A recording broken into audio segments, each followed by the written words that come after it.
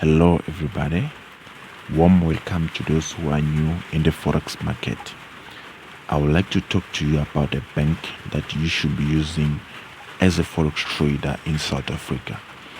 I strongly recommend using First National Bank, which is FNB. And remember, I am not promoting anything or any bank here.